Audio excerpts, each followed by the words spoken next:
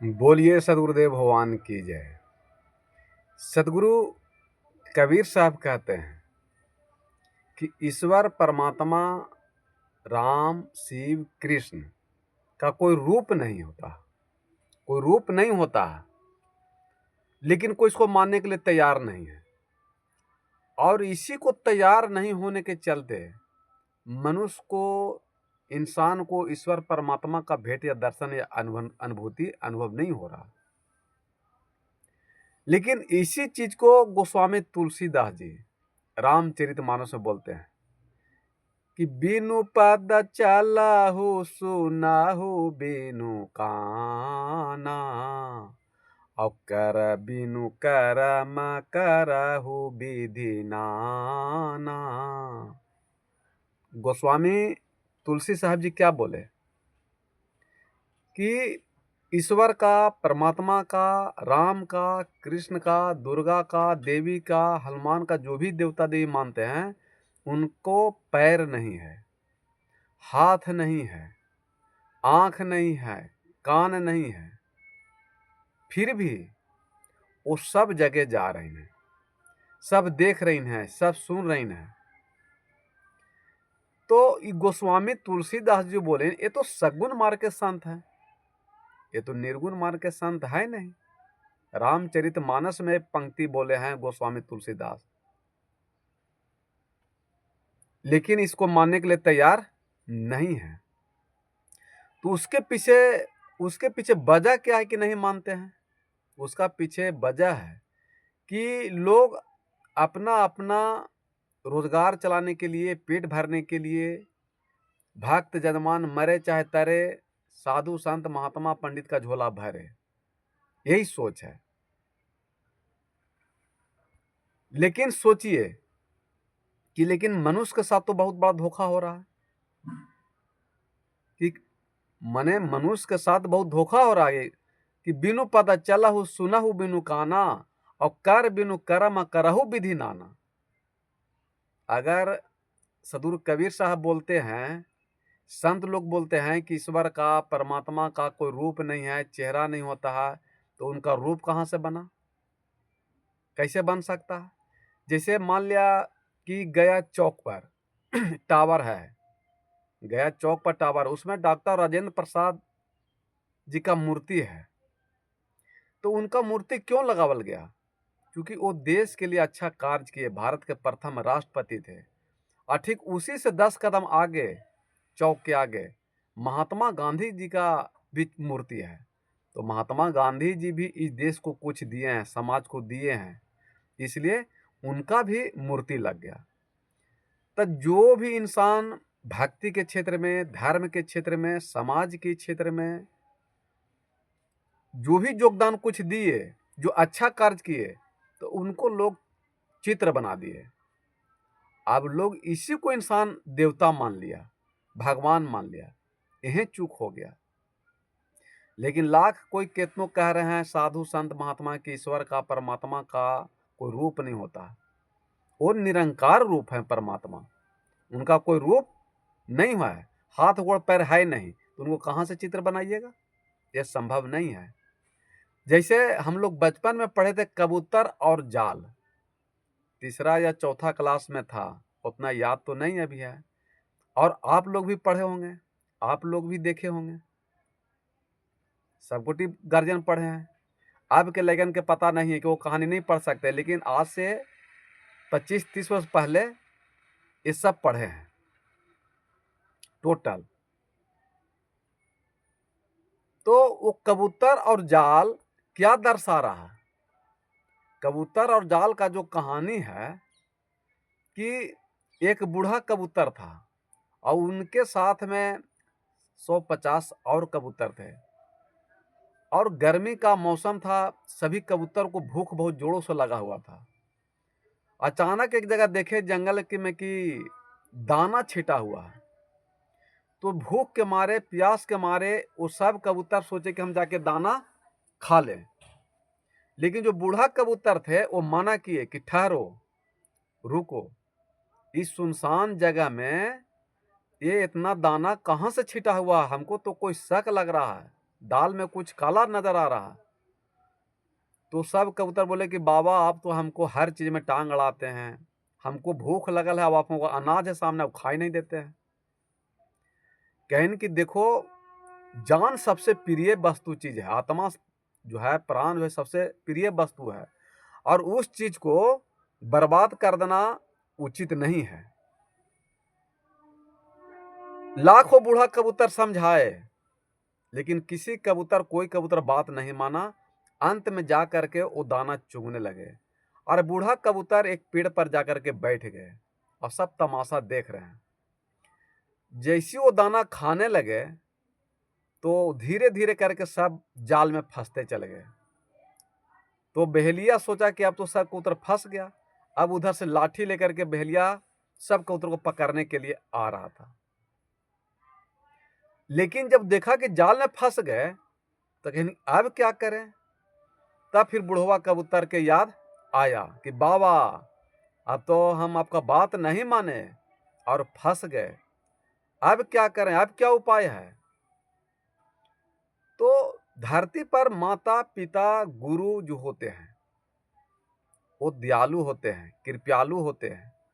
लाख उनको कोई निंदा शिकायत कर दीजिए, बुराई कर दीजिए, लेकिन वो अपने परिवार के लिए संकट में, मुसीबत में दम खड़ा ही रहते हैं, वो इग्नोर नहीं करते हैं। कहीं कि अभी तो तुम लोग हम समझा रहे थे तो तुम माना नहीं, अब जो तुम लोग फंस गया तो बाबा के बुढ़वा कबूतर को याद कर रहे हो। कहीं कि ऐसा करो कि सब मिल के जाल लेके उड़ जाओ एक साथ, तभी कोई उपाय हो सकता है, बच सकते हो, तो कोई उपाय नहीं है। तो सब कबूतर एक साथ बोला जय सतगुरुदेव भगवान की जय, और कबूतर लेके उड़ गया। आगे आगे बूढ़ा कबूतर और पीछे सारे कबूतर जा रहे हैं। एक चूहा के मृत्यु करके चूहा के द्वारा जाल कटा दिए और सब बरी हुए। तो ये कथा क्या संदेश देना चाह रहा है। जैसे वो दाना खाने के लिए गए तो बूढ़ा कबूतर बोला ठहरो, लेकिन कोई बात नहीं माने। उसी प्रकार अंगुली माल डाकू भी लूट रहा था, मारता था, काटता था। अब जब बुद्धवान जा रहे थे तो अंगुली माल डाकू कहा कि ठहरो, तो बुद्धवान कहें कि हम तो ठहर गए, तुम कब ठहरे हो। ठहरने का मतलब है कि विषय वासना को रोक देना, अच्छे रास्ता पर आ जाना। तो अंगुली माल डाकू बहुत बड़ा क्रिमिनल नहीं था, उसको लोग गांव घर समाज से सतावल गया था। बिना सतैले कोई क्रिमिनल गुंडा नहीं बनता है आज के डेट में, क्योंकि कोई मनुष्य नहीं चाहता है कि हम अहंकारी, क्रोधी, घमंडी, गुंडा क्रिमिनल बने। लेकिन गांव घर समाज को इतना परेशान कर देता है कि वो अंत में हथियार उठा लेता है। ठीक वही अंगुली माल डाकू हुआ था, और बुद्ध उसको बहुत समझाए और उसको सुधार दिए। तो कबूतर और जाल भी यही कह रहे हैं कि इस कहानी के माध्यम से है कि माता पिता गुरु तो समझाते ही हैं कि लोभ में मत फंसो, लोभ में मत फंसो। जैसे दाना छीट करके कबूतर को फंसा लेवल गया, आज उसी भगवान के नाम पर, ईश्वर के नाम पर, परमात्मा के नाम पर लोग इंसान को सब मंदिर मूर्ति बना बना के उसको फंसा रहे हैं। लेकिन कबूतर और जाल का कथा तो कुछ और है। लेकिन जो ईश्वर परमात्मा का जो भी मूर्ति बना, मंदिर बना, उसका संदेश बनाने वाला का गलत नहीं था, वो अच्छा था कि गांव में मूर्ति बनावेंगे, मंदिर बनावेंगे। दिन भर इंसान खेत में काम करता है, शाम को आएंगे तो मंदिर में बैठेंगे, कुछ भजन भक्ति सत्संग करेंगे, कुछ आध्यात्मिक ज्ञान की चर्चा करेंगे, कुछ सुख दुख की बातें करेंगे। लेकिन मंदिर के तो बैठ करके जुआ चाहे ताश तो आप हम खेल रहे हैं। तो मंदिर को तो निरर्थक आप साबित कर दिए, हम लोग कर दिए, कबीर साहब नहीं किए। कि उस मंदिर में बैठे थे कि एक बार पत्थर बन के वो भगवान बन गया मंदिर में। मैंने भगवान बनने से पहले वो पत्थर था, और कारीगर हम ही आपके द्वारा उसको मार छेनी हथौड़ी से उसको कोई ईश्वर परमात्मा का रूप बना दिए। और एक बार पत्थर मंदिर में गया, भगवान बन गए। और हम लोग हजारों बार मंदिर में जाते, इंसान भी नहीं बनते। तो इसमें किसका गलती है। इसलिए मंदिर बनाना कोई गलत नहीं है, मंदिरालय नहीं है। मंदिर इसलिए बनाया गया था कि आदमी भजन भक्ति सत्संग करे, कुछ आध्यात्मिक ज्ञान प्राप्त करे, एक जगह बैठे, समाज में एकता हो, बढ़े, व्यवहार प्रेम बढ़े, तो इसके चले बनाया गया था। लेकिन मंदिर में जो देवता रहा उनके आप लोग चित्र को पूजा किए और चरित्र को ही भूल गए। इसलिए गोस्वामी तुलसीदास रामचरित्र मानस लिखे हैं रामायण का, रामचित्र मानस नहीं लिखा, हेडिंग लिखा है शीर्षिकवे कि रामचरित्र मानस। इसको अगर समझना है तो समझिए आप लोग, ये गलत कर रहे हैं कि राम चरित्र मानस, राम को चरित्र पर चलना है, राम को चरित्र को मानना है, राम को चरित्र को अपने जीवन में उतारना है, तो हमारा आपका उद्धार कल्याण हो सकता है। राम का चित्र को पूजा करने से कल्याण नहीं हो सकता। और यहाँ लोग राम के पूजा कर रहे हैं, चित्र को पूजा कर रहे हैं, लेकिन वो राम हैं कहाँ, वो राम रहते हैं कहाँ?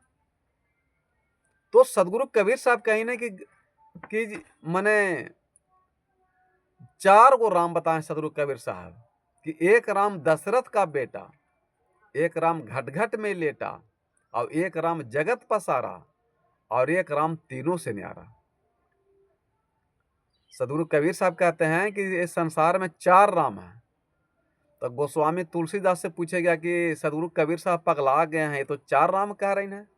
कहने की नहीं, सदगुरु कबीर साहब पगला नहीं गए, सदगुरु कबीर साहब पा गए, वो परमात्मा हैं, वो हम लोग को समझा रहे हैं।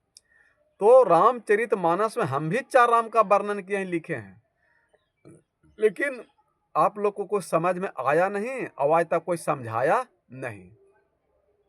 तो कबीर साहब के मानने वाले रामायण को नहीं मान रहे हैं, और रामायण को मानने वाले कबीर को नहीं मान रहे हैं, और ना ही मानने के चलते ईश्वर परमात्मा आपको नहीं मान रहे हैं।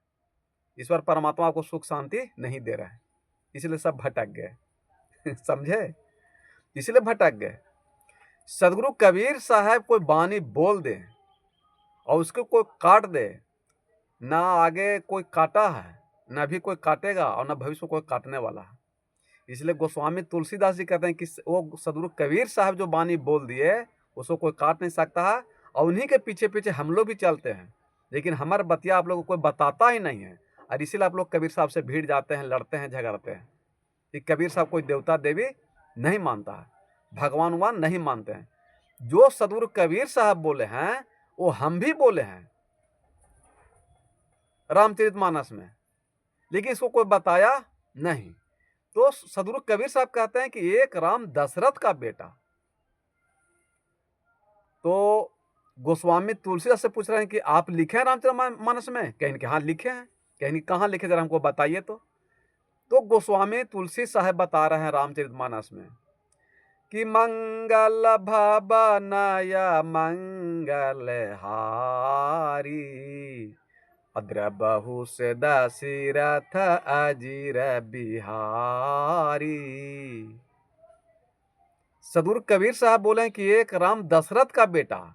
तब गोस्वामी तुलसी साहब जी भी बोले हैं एक राम दशरथ का बेटा, कि मंगल भवन अमंगलहारी, जिसके हृदय में चेतन आत्मा राम का जन्म हो गया, उसके हृदय में कभी अमंगल नहीं हो सकता, उसके जीवन में कभी अमंगल नहीं हो सकता, उसके जीवन में कभी दुख दर्द पीड़ा नहीं हो सकता, उसके जीवन में केवल मंगल ही मंगल होगा। इसलिए मंगल भवन अमंगलहारी, द्रबहु से दशरथ अजीर बिहारी। अजीर मन होता है अंगना, तो एक राम दशरथ जी के अंगना में भी जन्म लिए। तो शरीर कहिए या अंगना कहिए एक ही बात है। आया बात समझ में? कि कोई बताया था ये बात को लेकिन खाली कबीर साहब पर निंदा शिकायत करते हैं, लड़ा झगड़ा करते हैं कि कबीर साहब ईश्वर देवता भगवान को नहीं मानते हैं। जो सदगुरु कबीर साहब बोल रहे हैं वही बात गोस्वामी तुलसीदास रामचरितमानस से बोल रहे हैं। और पहले की वीडियो में हम बताए हैं कि कबीर साहब के बानी और सदगुरु गोस्वामी तुलसी साहब के बानी, दोनों को बानी को हम बताते हैं, दोनों काट के बताइए कि दोनों में कहाँ अंतर है।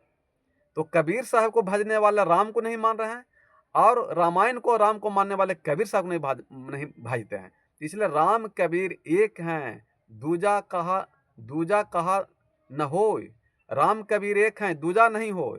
और राम कबीर एक हैं, दूजा कहे तो वही जिसको सदगुरु अच्छा नहीं मिले या संत नहीं मिले, वही कहते हैं कि राम कबीर दो हैं, एक ही है, राम कहिए चाहे कबीर कहिए एक ही हैं। ऐसे तो उनको लोग नाम कृष्ण रख दिया है, हनुमान जी रख दिए हैं, दुर्गा रख दिए हैं, देवी रख दिए हैं, गणेश रख दिए हैं, बहुत सा नाम रख दिए हैं। इसलिए गोस्वामी तो लिख दें कि परवश जीव स्वस भगवंता, जीव अनेक एक श्रीकांता, कि ईश्वर परमात्मा एक है, उनका नाम अनेक है। जैसे कोई वाटर कह के पानी पीता है, कोई पानी पीता है, कोई नीर कहता है, कोई जल कहता है, तो एक ही चीज है वो चार चीज नहीं है। चाहे पानी कह करके पी जाइए, चाहे जल कर करके पी जाइए, या नीर कह करके पी जाइए, एक ही चीज है। उसी प्रकार चेतन आत्मा राम एक है, उनका नाम लोग अनेक रख दिया है। इसलिए नाम के चक्कर में शब्द के फेरा में उलझने की जरूरत नहीं है इंसान को। आज शब्द के फेरा में सब उछलल है कि हमर वाला भगवान नहीं है, कि हमर वाला पंथ नहीं है, कि हमर वाला गुरु नहीं है, ये हमर वाला देवता नहीं है, ये हमारा वाला सत्संग नहीं है। ये भरा में लोग फंस गए हैं। लेकिन सदगुरु कबीर साहब कहते हैं कि सब काहू का लीजिए, साचा शब्द विचार, पक्षपात मत कीजिए, कहीं कबीर विचार। कबीर साहब कभी कहीं कि जो सदगुरु कबीर साहब के मान रहे हो रामायण के नहीं पढ़ना या किसी को निंदा शिकायत करना, वो तो कहते हैं सब काहू का लीजिए, साचा शब्द विचार। चाहे कबीर पंथी लोग सत्य बात बोल दीजिए, चाहे रामानंदी वाला सत्य बात बोल दीजिए, या बाल युगेश्वर वाला सत्य बात को बोल दीजिए, या शिव चर्चा वाला सत्य बात बोल दीजिए, या सदा फलदेव महाराज वाला सत्य बात बोल, कोई भी पंथ से सत्य बोली बोल दे उसको ले लीजिए और झूठ को छोड़ दीजिए। उसी किसी का निंदा शिकायत मत कीजिए। कोई भी उजलका वाला हो, पिलक्का वाला हो, कोई भी साधु संत महात्मा, कोई भी पंथ के हो, कोई भी पार्टी को हो, उसको निंदा शिकायत मत कीजिए।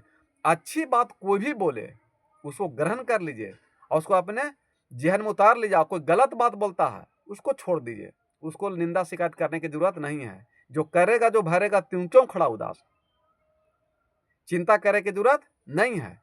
ये सदगुरु कबीर साहब कहते हैं कि शब्द के फेरा में उलझने की जरूरत नहीं है। और आज यहाँ शब्द के फेरा में सब उलझे हुए हैं। ये हमारा वाला भगवान नहीं है, ये हमारा वाला गुरु नहीं है, ये हमारा वाला सत्संग नहीं है, ये हमारा वाला, ये सत्संग जो है, पंथ एक दल है, पार्टी है। जैसे देश में बीजेपी है, आरजेडी है, लोजपा है, सपा है, झारखंड मुक्ति मोर्चा है, पार्टी है ना। लेकिन पार्लियामेंट तो एक है दिल्ली में, या बिहार में विधानसभा एक है। कोई भी राज्य में विधानसभा एक होता है, लेकिन उसका लड़ने वाला पार्टी अनेक होता है। आप किसी भी पार्टी से टिकट ले लीजिएगा तो चुनाव जीतिएगा तब ना पार्लियामेंट जाके बैठिएगा। तो पार्लियामेंट है धर्म, और आरजेडी, कांग्रेस, लोजपा, सपा, झारखंड मुक्ति मोर्चा, रलोसपा, ये सब क्या है? एक दल है। जिसे पंथ में एक दल हो गया है, उसी प्रकार एक दल है। तो दल के फेरा में उलझने की जरूरत नहीं है। आप कोई भी दल से टिकट ले लीजिए, अब आप जीत करके आप पार्लियामेंट जाके बैठ जाइए, एक ही चीज है। या फिर कोई पार्टी आपको टिकट नहीं भी देता है तो आप निर्दलीय जीत करके पार्लियामेंट जाके बैठ जाइए। लेकिन आज बहुत से यहाँ लोग कहते हैं कि गुरु नहीं बनाए हैं, ये नहीं बनाए हैं। लेकिन गुरु के बिना उद्धार हो नहीं सकता है, क्योंकि आप सारे विषय वासना काट नहीं सकते हैं। कोई भी इंसान अगर सारे विषय वासना को अपने काट लेते हैं तो उनको मुक्ति हो सकता है।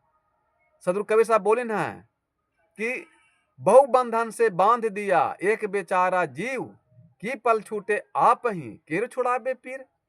कि मनुष्य जो है अपने आत्मा को बहुत विषय वासना के बंधन से बांध दिया है। अब जब तक के बंधन आप काटिएगा नहीं, छोड़िएगा नहीं, तब तक आपका आत्मा मुक्त होगा नहीं। तो कितना है दारू, ताड़ी, मांस, मछली, मुर्गा, चोरी, बेईमानी, निंदा, शिकायत, लड़ाई झगड़ा, कलह, कलेश, चिंता, टेंशन, बेईमानी से कितना बंधन है, गिनिए तो जरिए। तो इतना बंधन अगर आप अपने स्वयं काट देते हैं तो फिर आपको मोक्ष मुक्ति मिल जाएगा। लेकिन आपसे अपने कट नहीं सकता है। तो सदगुरु कबीर साहब कहते हैं केर छुड़ावे पीर। पीर माने सदगुरु, संत, महात्मा, वो काटेंगे, वो बंधन से छुड़ाएंगे तो आपका आवागमन से मुक्त होगा, आपकी आत्मा मुक्त होगा, तो आपको आना, धरती पर आना जाना बंद होगा। ऐसे कोई उपाय नहीं है। इसलिए सदगुरु कबीर साहब कहते हैं कि एक राम दशरथ का बेटा। तो गोस्वामी तुलसीदास भी कहते हैं कि मंगल भवनया मंगल हारी, द्रबहु से दशरथ अजीर बिहारी। एक राम दशरथ जी के अंगना में भी जन्म लिए। आया समझ में? अब लड़िएगा फिर सदगुरु कबीर साहब कहते हैं कि एक राम घट घट में बैठा। तब गोस्वामी तुलसी साहब से पूछे कि आप बताइए। तो गोस्वामी तुलसी साहब कहते हैं कि घट में है सूझते नहीं, लालत ऐसो जिन, तुलसी आ संसार को भयो मोतिया बिंद। कहीं कि जो राम को तुम अयोध्या में खोज रहे हो वो राम तुम्हारे घट में है, हृदय में है, वो बाहर में नहीं है। वो आपके अंदर में जो परमात्मा खोज रहे हैं।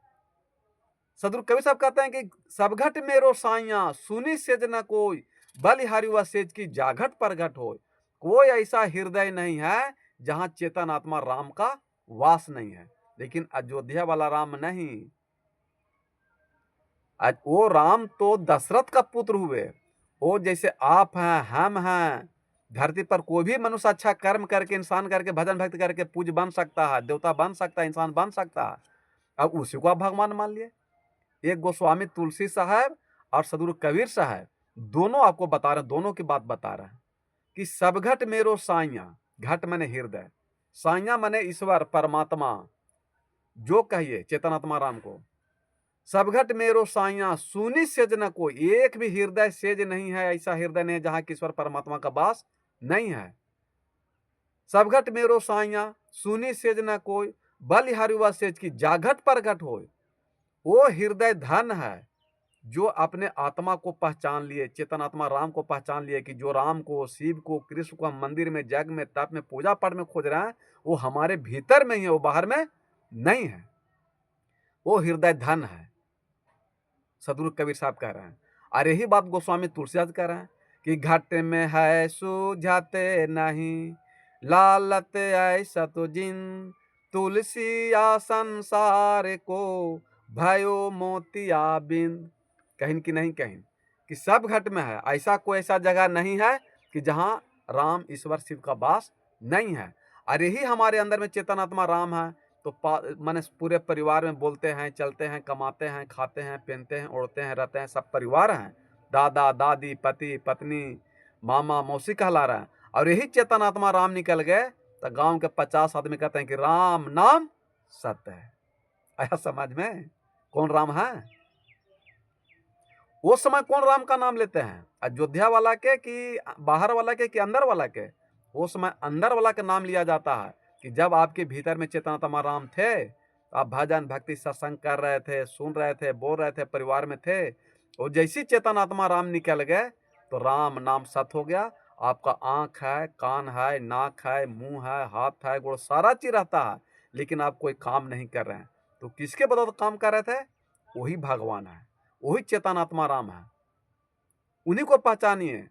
हैं रमनते ओगिना अस्मिना, जो साधु संत महात्मा जिस राम को जपते हैं, वो जिस गोस्वामी तुलसी कर हैं, वो सभी प्राणियों के हृदय में वो चेतनात्मा राम विराजमान है, वो बाहर में नहीं है।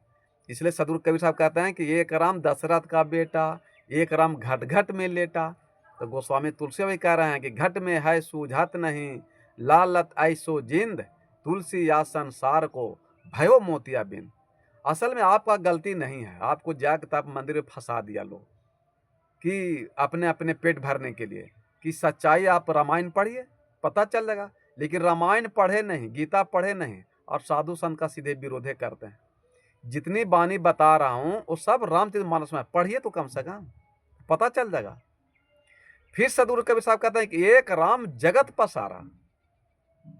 कोई ऐसा माने पूरे संसार में सुई का नोक भी ऐसा जगह नहीं है जहां ईश्वर परमात्मा का वास नहीं है। एक राम जगत पसारा, पूरे संसार में फैले हुए हैं, सदगुरु कबीर साहब कहते हैं। तब गोस्वामी तुलसी साहब के भी शिष्य पूछ रहे हैं कि प्रभु आप बताइए रामायण में कहाँ लिखे हैं? कहीं के लिखे हैं, कहीं लिखे हैं, कहीं के हाँ जी, कहीं बोलिए।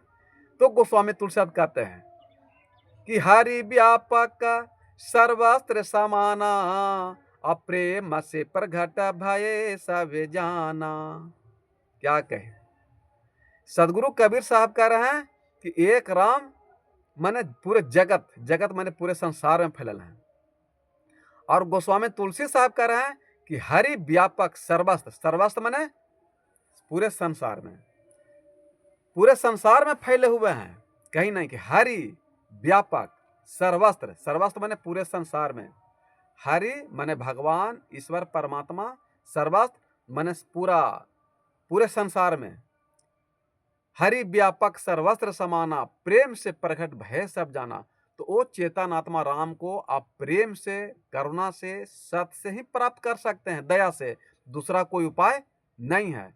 लेकिन आप हैं कि लड्डू पेड़ा जग तप व्रत पूजा पाठ व्रत उपवास कर करके प्राप्त करना चाहते हैं, यही चूक है।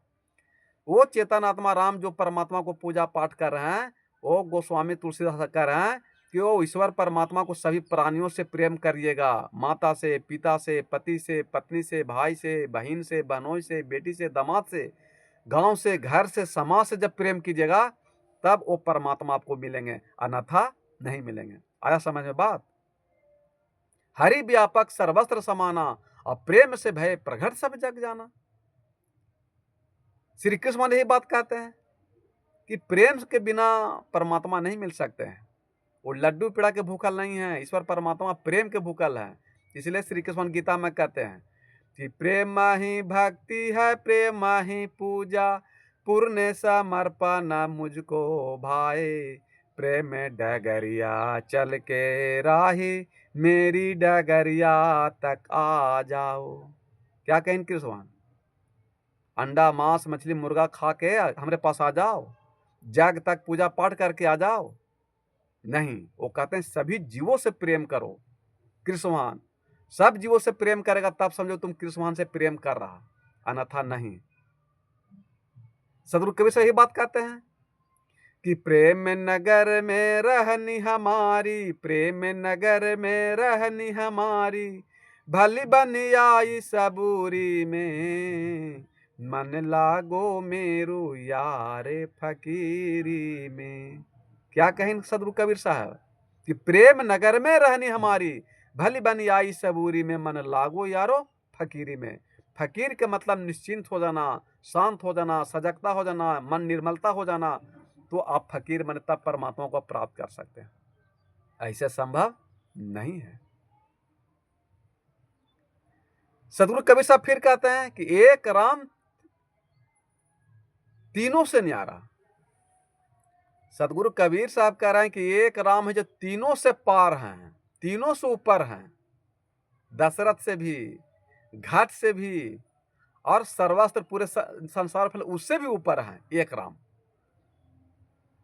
एक राम दशरथ का बेटा, एक राम घट घट में लेटा, एक राम जगत पसारा, एक राम है जो तीनों से न्यारा।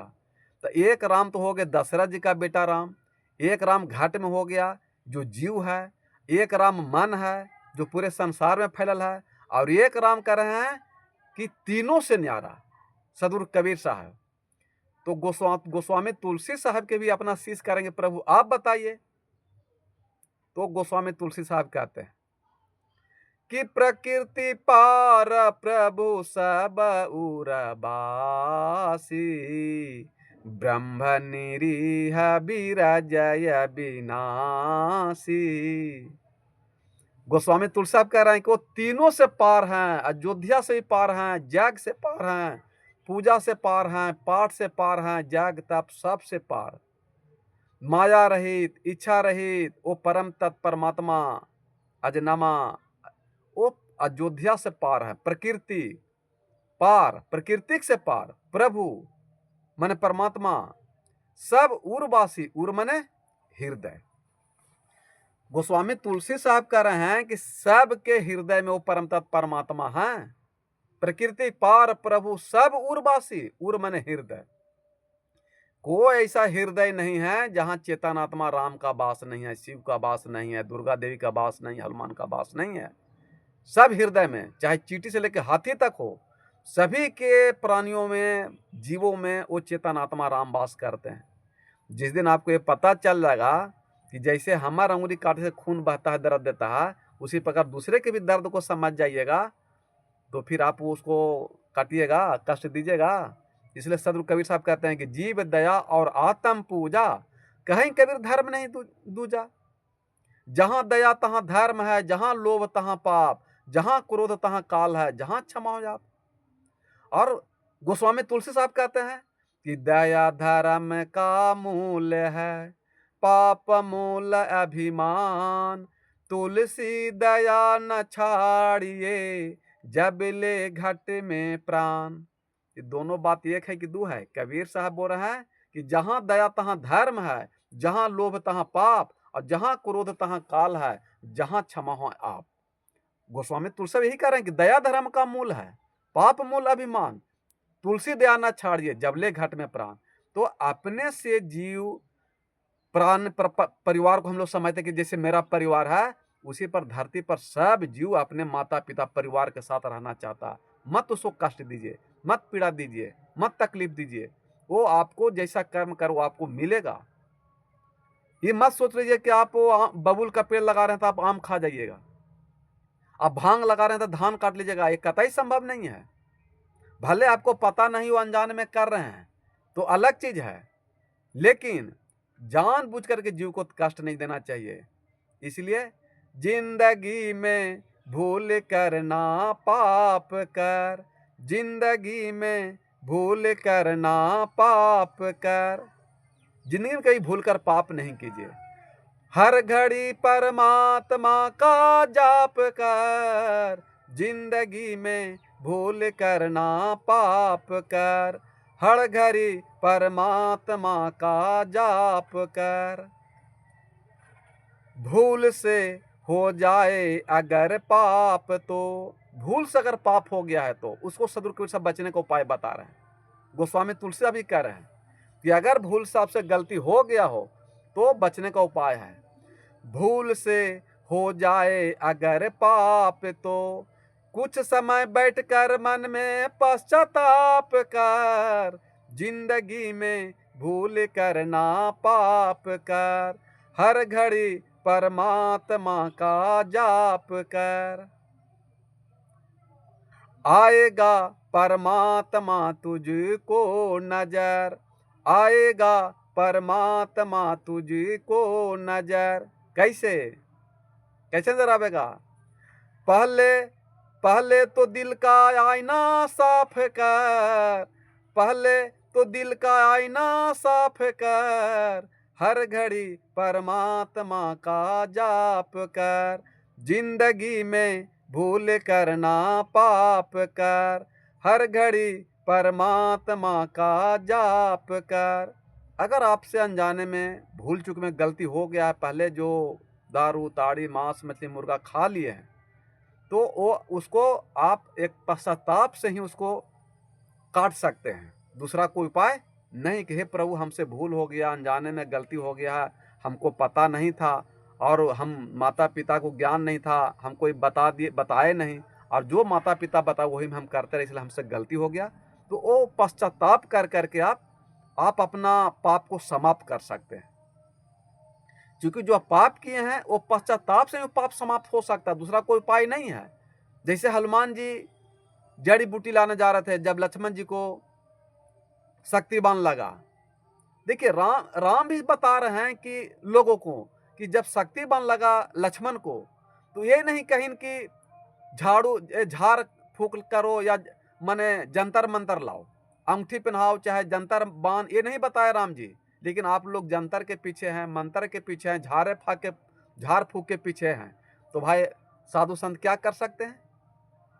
राम जी बताए हैं रामचरितमानस में कि जब लक्ष्मण जी को शक्तिबान लग गया तो कहीं कि कोई डॉक्टर को बुलाइए, वैद्य को बुलाइए, हमारा भाई को बचाइए, नहीं तो हम कैसे अयोध्या में जाकर के मुंह दिखावेंगे माता कौशल्या को, पूरा अयोध्या वासी के। तो फिर वो कहीं कि सुशील वैद्य को लाइए, सुशील वैद्य को लाए, तो वो बताए थे कि जड़ी बूटी जाके लाइए हिमालय पहाड़ से, 7 समुद्र पार से, माने धौनागिरी पर्वत से, तभी जान बच सकते हैं।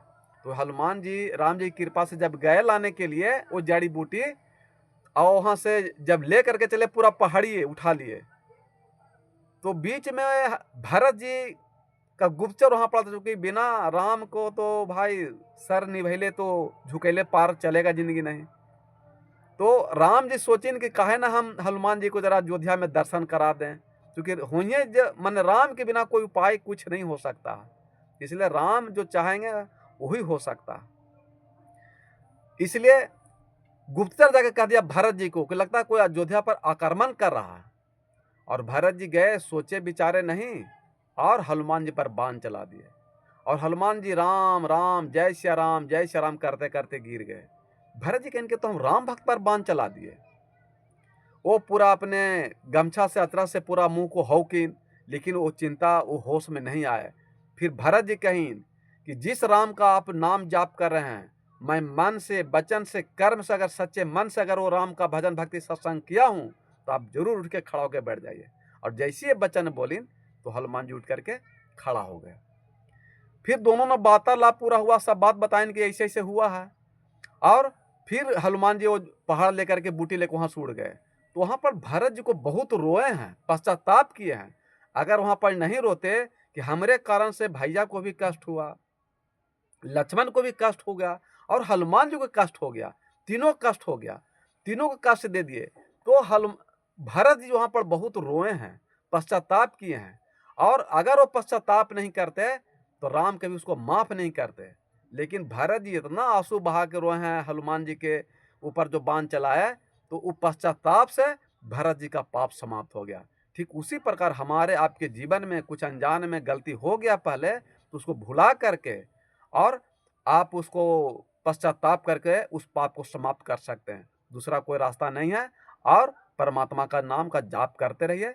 दाल भात सब्जी पापड़ अचार काजू किशमिश खाइए, दान पुण्य कीजिए, दया करुणा प्रेम कीजिए, तो आपका उद्धार कल्याण हो जाएगा। दूसरा कोई उपाय नहीं है।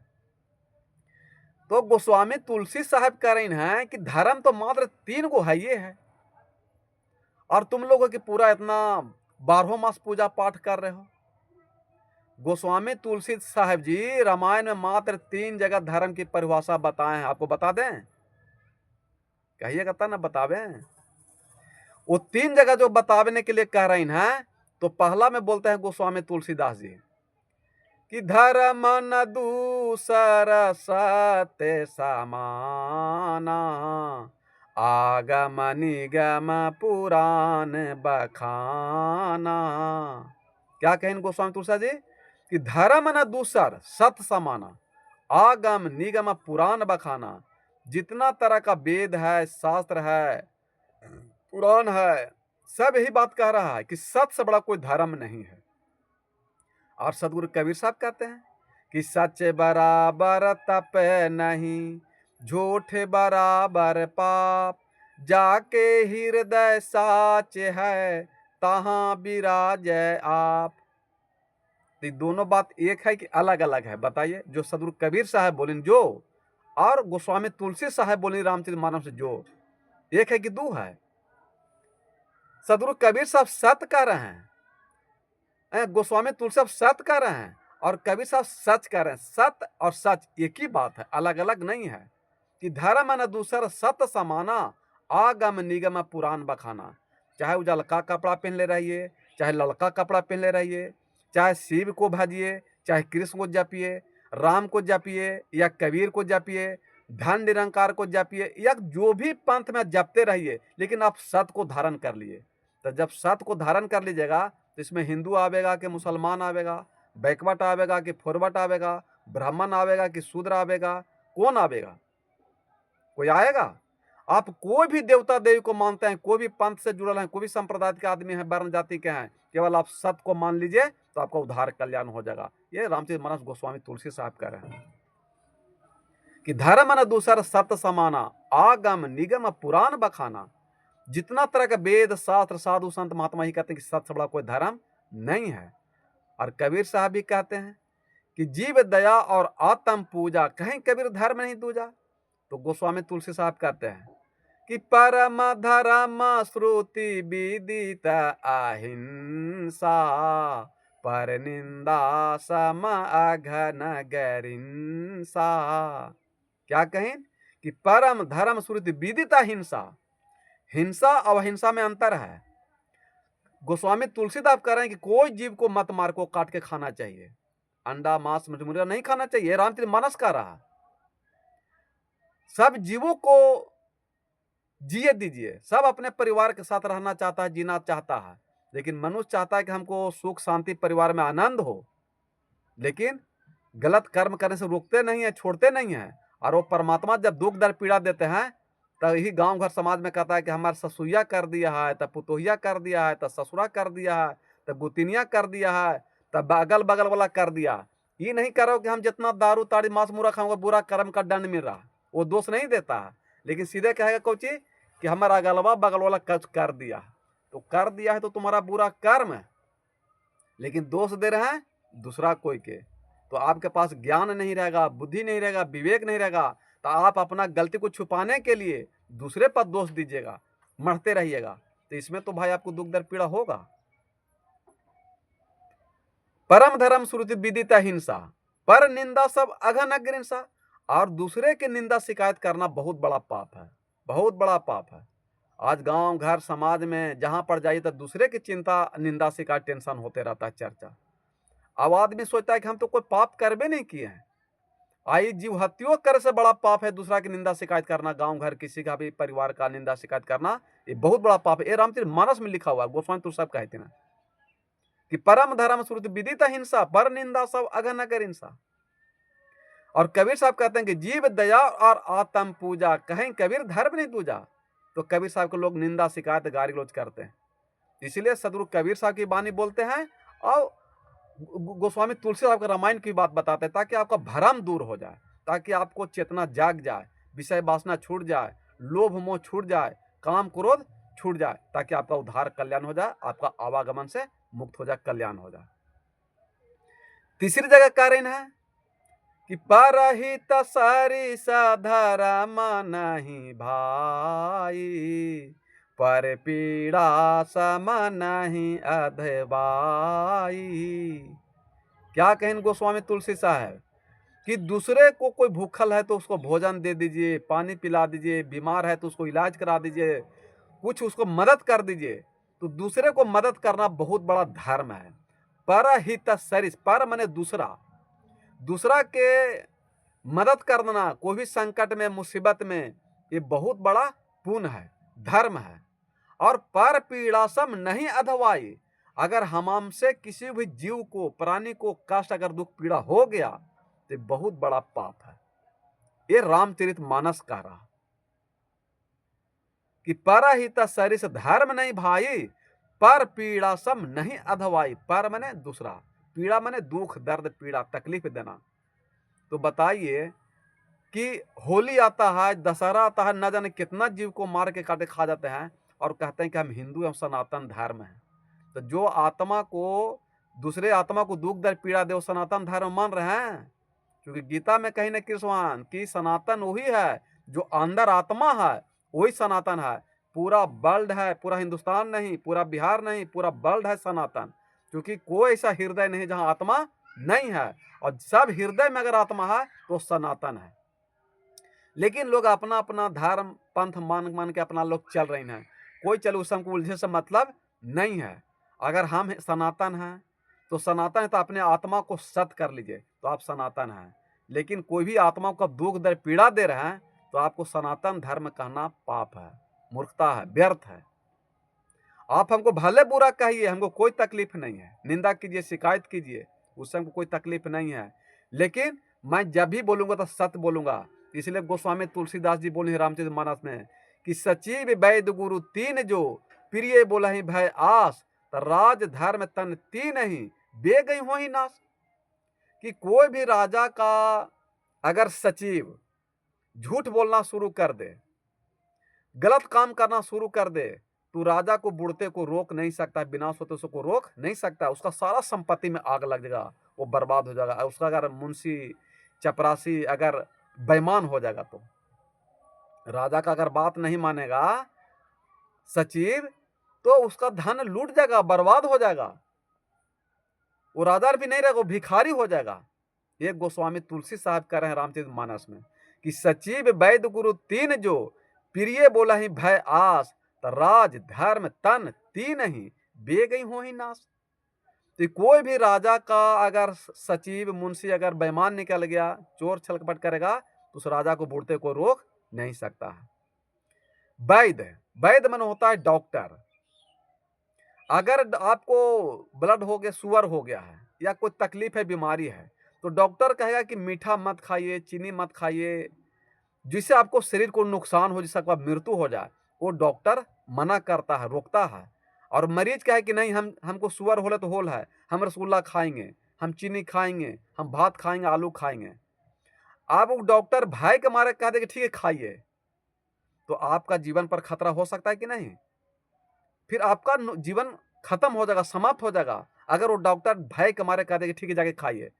वो अगर बढ़िया डॉक्टर है तो कहेगा कि आप हमसे इलाज कराइए चाहे मत कराइए, हमको फीस दीजिए चाहे मत दीजिए, लेकिन हम कभी भी आपको अगर डायबिटीज हो गया, शुगर हो गया है, तो आलू चीनी खाने के लिए हम आपको मना ही करेंगे, चाहे आपको दुख लगे चाहे जे लगे। तो आपका तन नाश हो जाएगा, शरीर नाश हो जाएगा। तो सचिव वैद्य और गुरु, गुरु संत महात्मा को कहा गया है।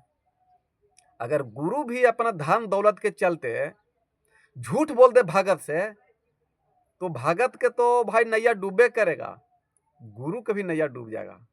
इसलिए गोस्वामी तुलसीदास कहते हैं कि हारा ही धन शिष सो का न हारा ही, सो गुरु घोर नरक माही पाराही। जो साधु संत महात्मा गुरु हरा ही धन शिष्य शोक न हरही, जो साधु संत महात्मा अपने शिष्य का केवल धन दौलत हरते हैं और दुख दर्द पीड़ा नहीं हरते हैं, वो साधु संत महात्मा नरक में जाएंगे, 100 कल्प में नरक जाएंगे।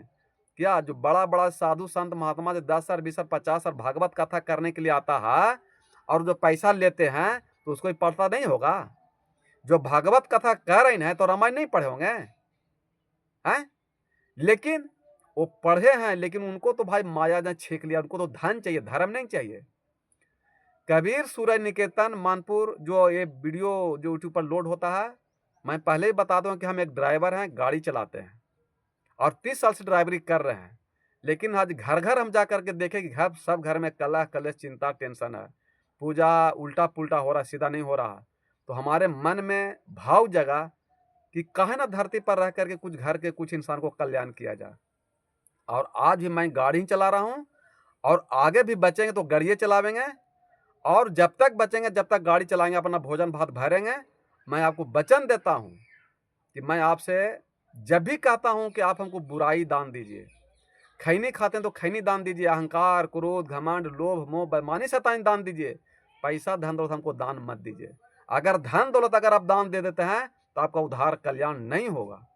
मैं गारंटी के साथ कहता हूं कि नहीं होगा। आज वही पूरे धरती पर होल है कि साधु संत महात्मा रहमन ब्राह्मण को पंडित को आप लोग धन दौलत तो दे देते हैं दान, लेकिन विषय वासना बुराई दान नहीं देते हैं। इसलिए आपके जीवन में दुख दर्द पीड़ा आ रहा है, कलह कलेश चिंतन हो रहा है, टेंशन हो रहा है, घर में सुख शांति नहीं है। इसलिए गोस्वामी तुलसी साहब कहना है कि हरा ही धन शिष शोक न हरही, सो गुरु घोर नरक मही पर।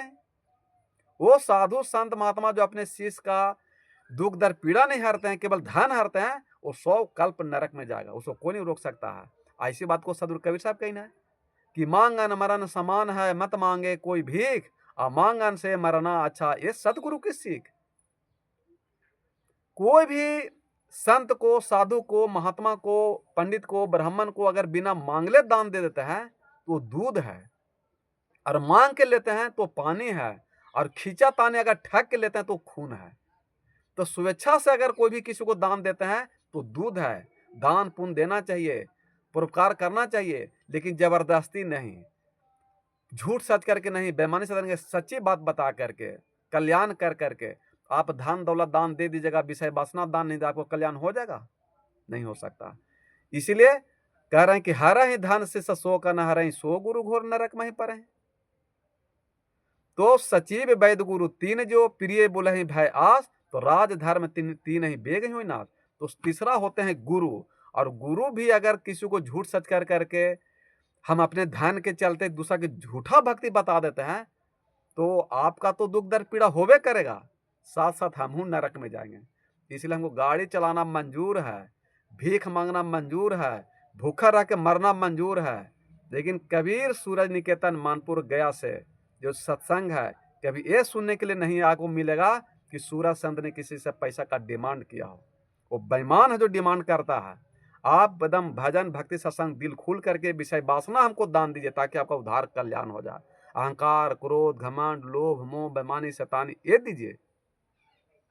तो आप कहीं पता कर सकते हैं कि सूरज संत लखनपुर में आइए और पता कीजिए कि क्या करते हैं, सच्चाई जानिए।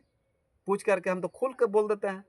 तो ये मांगना धन बहुत खराब चीज है। इसलिए गीता में श्री कृष्ण कहेंगे, आस कर रही श्वास से धीरज धरना सीख, और मांगे बिन मोती मिले, मांगे मिले ना भीख। तो जो भागवत कथा पुराण कहते हैं, ये सब नहीं पढ़ते होंगे। हम लोग इतना छोटा मोटा गांव के संत हैं, तो ये बात को जान रहे हैं। और इतना भागवत कथा जो बड़का बड़का साधु संत महात्मा है, जो 1 लाख 2 लाख ले रहे हैं भागवत कथा कह के, वो नहीं पढ़े होंगे। पढ़े होंगे, लेकिन उनको सब माया छेक ले है। धन चाहिए, धर्म नहीं चाहिए। इसलिए धन के पीछे नहीं रहना चाहिए, धर्म के पीछे रहना चाहिए। कि वृक्ष कबू फल न भक्षे, नदी न सिंचाई नीर, पर मारत ये कारण साधु धरा शरीर। आम फलता है लेकिन अपने पेड़ नहीं खाता है, नदी में पानी रहता है लेकिन नदी अपने पानी नहीं पीता। ठीक उसी प्रकार कोई भी साधु संत महात्मा बनते हैं तो दूसरा के कलह कलेश चिंता टेंशन को दूर करने के लिए, और आपका भी भला हो जाए, हमारा भी भला हो जाए, आपका भी उद्धार हो जाए, हमारा भी उद्धार हो जाए। इसीलिए आप चाहते हैं कि हमारा जीवन से हो उद्धार, तो सबसे पहले भोजन में कीजिए सुधार, वाणी में कीजिए सुधार, चाल में कीजिए सुधार, रहन सहन में कीजिए सुधार, व्यवहार में कीजिए सुधार, आचरण में कीजिए सुधार, तो आपको धरती से हो जाएगा उद्धार। फिर आपको धरती पर आने जाने की जरूरत नहीं है, कल्याण हो जाएगा। तो सदगुरु कबीर साहब से नफरत करने की जरूरत नहीं है। सब ये पंडित लोगों का चाल है कि सदगुरु को कबीर साहब के संत के महात्मा को नफरत फैला दें, को देवता देवी को मानते नहीं है। लेकिन जितना बेहतरीन तरीके से सनातन धर्म को सदगुरु कबीर साहब मानते हैं, उतना तो सनातन धर्म को हिंदू जो कह के मानते हैं वो भी नहीं मान रहे हैं। कि सभी जीवों पर जो दया करे वही सनातन है, जो सभी आत्मा को रक्षा करे वही सनातन है, वही धर्मात्मा है, वही ईश्वर है, वही परमात्मा है, दूसरा कोई नहीं है। मैं अपनी बातों को समाप्त करूंगा, क्योंकि भगवान का परिभाषा है कि संकल्प हो हमारा इंसान हम बनेंगे, इंसान बन गए तो भगवान ही बनेंगे। तो ईश्वर राम कृष्ण परमात्मा सब आप हैं, आप ही के भीतर परमात्मा वास करते हैं, आपके भीतर में शिव है, ये जीव है, जीव के अंदर में शिव है, ये शिव निकल गए तो शरीर सब हो गया, राम निकल गए तो राम नाम सत हो गया। आया बात समझ में कुछ? तो बाहर भटकने की जरूरत नहीं है, बाहर से लौट करके आप अपने हृदय में खोजिए। इसलिए गोस्वामी तुलसी साहब कहते हैं कि गौ गौ चर जहां लगी मने जाए, सो सब माया जाना भाई। गौ मन होता है इंद्रियां। तो बाहर आप जितना भी देख रहे हैं जग तप मंदिर पूजा पाठ, वो सब माया है। ये गोस्वामी तुलसी साहब लिखे रामचरित मानस में कि आपको जग तप पूजा पाठ करने से मोक्ष मुक्ति प्राप्त नहीं हो सकता है। लेकिन आप कोई भी देवता देवी पूजा पाठ अगर करते हैं तो असली परमात्मा तक पहुंच जाए वहां से पूजा पाठ करते करते। क्योंकि कोठा पर चढ़ना है तो सीढ़ी पर आपको चढ़ना पड़ेगा, और जैसी सीढ़ी पर चढ़ कोठा पर चढ़े तो सीढ़ी छूट जाएगा। ठीक उसी प्रकार चेतन आत्मा राम को परमात्मा को सच्चाई सत परमात्मा को प्राप्त करने के लिए आपको जाग तप मंदिर पूजा पाठ में जाना जरूरी है, जाना भी चाहिए, कोई बुरा बात नहीं है। लेकिन वहां जाते जाते जो असली परमात्मा चेतन आत्मा राम, उसको समझ लीजिए, अनुभव कर लीजिए, उनको मने जहन में उतार लीजिए, तो आपका फिर कल्याण हो जाएगा, उद्धार हो जाएगा, और अपने आत्मा को सारे विषयों से मुक्त कर दीजिए तो कल्याण हो जाएगा। आपको वीडियो अच्छा लगे तो सब्सक्राइब भी कीजिए, लाइक भी कीजिए, और अपने सगे परिवार तैयार भी दीजिए।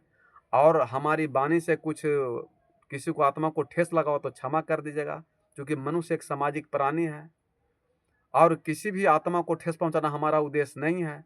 लेकिन अगर सत्य वाणी को नहीं बोला जाए तो लोग झूठे भक्ति को भक्ति करते हैं तो कल्याण नहीं होगा। इसलिए राम जी कहें कि सचिव वैद्य गुरु तीन जो प्रिय बोले हैं भयास, तो राज धर्म तनि तीन ही बेग ही नाश। अगर रामचरित मानस हो तो उलट करके पढ़ लीजिएगा। अगर नहीं आता हो आपको पढ़ने देखने के लिए तो आप कबीर सूरज निकेतन मानपुर लखनपुर आ जाइएगा, आपको एक एक पन्ना उलट के बता देंगे कि मैं जो आपको वाणी बोले हैं वो रामचरित मानस में है कि नहीं है। बोलिए सदगुरुदेव भगवान की जय। साहेब बन गए, साहेब बन गए, साहेब बन गए।